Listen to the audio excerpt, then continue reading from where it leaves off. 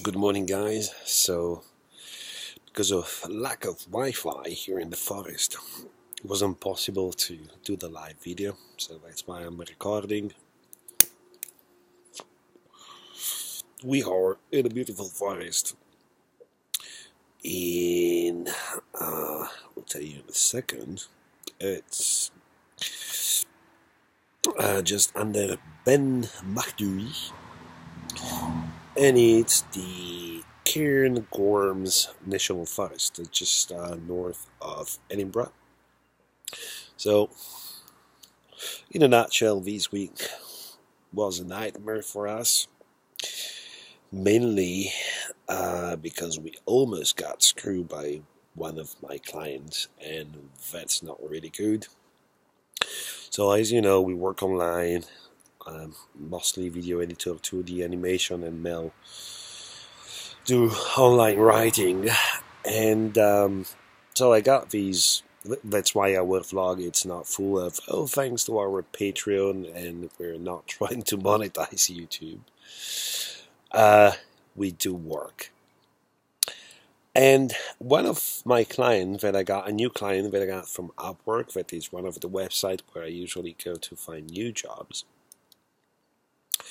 From beginning of July was a simple, straightforward video editing job for social media videos. The payment was good because he accepted my hourly fee, but it's pretty high. But because I know my experience, I know that you can pay somebody less, but will take many more hours for somebody else to finish the job that I can do in less than 2 hours. So lots of videos. We speak about 29 and then other 60 videos, so almost 90 videos. It was good.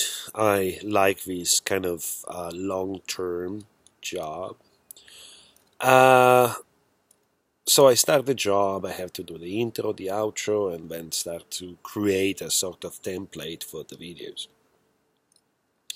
Everything was good. I got pay on Upwork. So Upwork actually the only reason is to find a client, and secondary it's because they hold the money. So they are the website hold the money for you until you finish the job, and then you get pay. So there's less possibility to get screwed there. But as I did in the past with also other clients, I ask the clients, I usually trust people, if it's okay to go outside, because anyway, Upwork take a percentage. So I can give a discount, but I will still make more money than I could do on Upwork. But of course, it's a risk. I mean, there's no contract, there's nothing on paper, just email and Skype calls and these kind of things. Well, mostly email. That's why usually with clients I don't do so many Skype calls, because I prefer to have things on email, because that's anyway it's a sort of document. So we get out from the platform and I started work, and the agreement was to be paid weekly, because our budget it's by the week, so it's more easy for me to know that okay, this week I will work that much and I will earn that much. And the first invoice was paid, and then so every Sunday or Monday morning I send a new invoice for all the hours that I did, and I work on his videos during the week. So the second invoice wasn't paid, let's say, immediately. I do not expect you to pay me the same times, just 2-3 days, and the third, the fourth, the fifth, probably the sixth. So at the end, he was kind of dodgy. The guy was always on Skype, and last week it just disappeared. It was really difficult to have a reply from him. I sent a couple emails and they came back. And yesterday I was really upset because we were on a really tiny budget all week, because I was expecting this money 4 weeks ago. And yeah, I sent a message, tell him that he's not the owner of any of the videos that I edit, because that's my IP, that's my intellectual property, that's my work. So if he wants, he can upload his raw videos, but he's not allowed to upload all the video that I edit for him. A couple hours later, I receive an email and I receive the money on PayPal. Well, that's not the way I work. I don't like to threat my clients, and I don't see why I should do that. I mean, I do the job. I'm a professional. I keep the job in the deadline.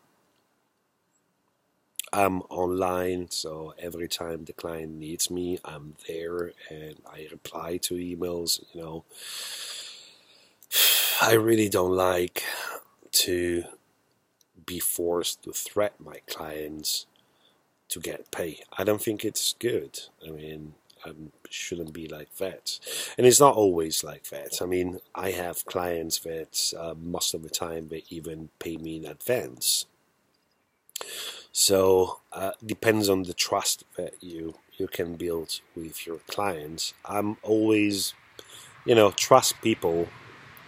But this time I really thought that I will get screwed, and I kind of bust my ass for a month working every day on these videos, and I did a pretty good job, and I really was worried that we will never see that money, and that means probably get stuck in Scotland, because that's the money that allowed us to travel for the next couple of months probably.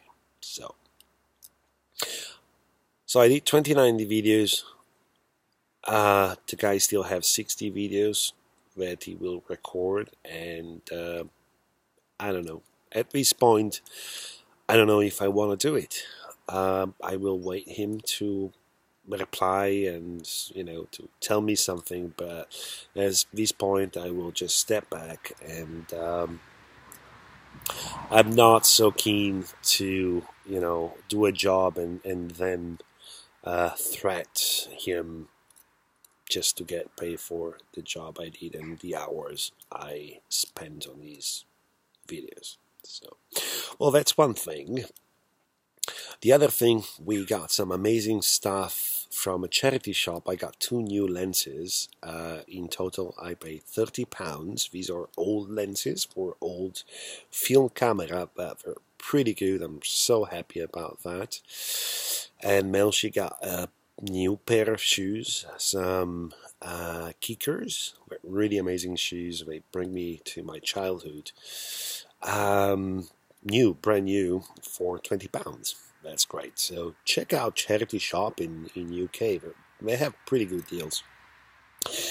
And then, yeah, I watched the most horrible and nonsense documentary movie last week. It's called The Reality of #Vanlife.